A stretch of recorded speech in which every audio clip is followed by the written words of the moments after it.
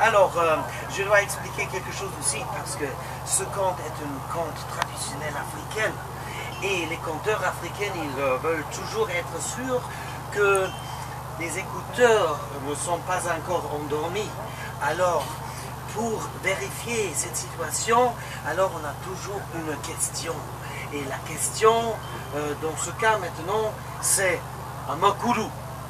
C'est la question. Et la réponse, c'est Nimeza.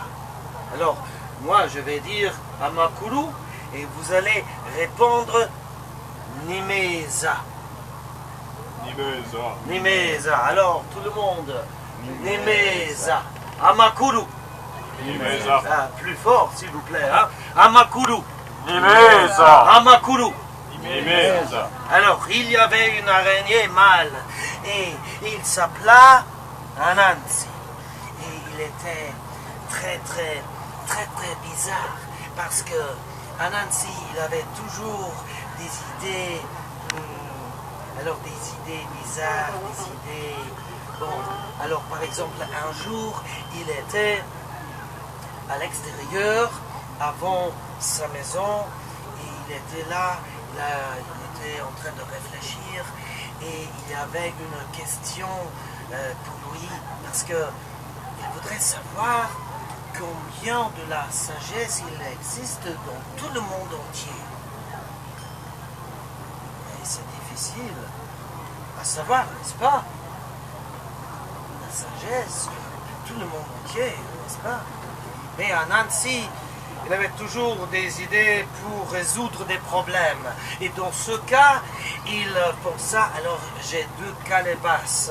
Vous savez, c'est quoi ça, une calebasse? Alors c'est une fruit africaine et l'intérieur est vide. Alors on peut faire des choses, des liquides à l'intérieur de la bière africaine avec des bananiers, des choses comme ça, ou de la bière de sorgho. Mais dans ce cas, Anansi, il a pensé que les deux calebasses, ils sont vides, alors il pourrait prendre les deux calebasses et faire une collection, une recherche sur la sagesse du monde entier. Alors, il commença sa recherche avec les deux calebasses et il est venu chez tous les humains dans tout le monde entier. Les humains et les gens le plus sages que exista. Alors, le président Bush et le président Barack Obama et alors la chancelière Angela Merkel et le grand-duc de Luxembourg, il est allé au sud de l'Afrique, au centre de l'Afrique, dans le nord de l'Afrique, en Europe, en Antarctique, en Asie, l'Amérique du Nord, l'Amérique du Sud, dans tous les pays du monde entier. Et il faisait la collection de la sagesse dans les deux calebasses. Finalement, il arrive à sa maison, chez lui. Et il était là avec les deux calebasses. Il était autour de lui avec la sagesse du monde entier. Alors, c'était bien fermé. Et puis il pensa, moi je dois faire quelque chose avec la sagesse du monde. Hein. Et il y avait un grand arbre devant sa maison. Il pensa, je vais faire la sagesse dans les deux calebasses, dans l'arbre là-bas. Et il a pris les deux calebasses, à sa ventre, c'est le ventre ici, ouais, et il a essayé de monter l'arbre.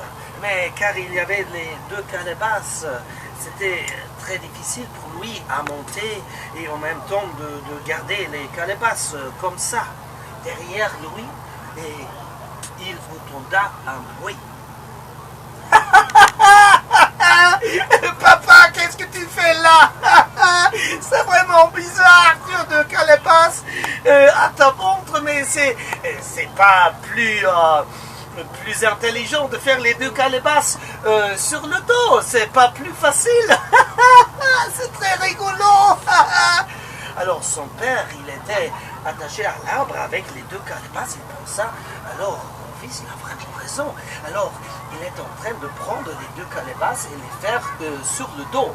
Mais dans le même instant, il était plus capable de rester à l'arbre et il tomba sur la terre. Alors Anansi lui-même, Amakuru. Hein? Amakuru. Nimeza. Nimeza. Amakuru. Nimeza. Amakuru. Nimeza. Il tomba sur la terre et à côté de lui aussi les deux calebasses. Mais ils étaient détruits et tous les morceaux des calebasses étaient partagés sur la terre, dessous l'arbre, mais aussi toute la sagesse de tout le monde entier. Et il y avait un petit garçon à côté de lui, il avait une grande cuillère et il prit un peu de la sagesse. Et son fils aussi, il a eu un grand truc pour faire la sagesse à l'intérieur. Et puis sa femme, elle avait un petit pot. Et il y avait des autres gens avec des tasses et des grandes cuillères, des petites cuillères, des fourchettes et des choses comme ça avec les mains. Il y avait aussi des gens qui étaient très tard. Et il y avait aussi des gens qui n'ont jamais arrivé à cet arbre-là. Et ça, c'est la raison pourquoi la sagesse est inégalement distribuée parmi les hommes.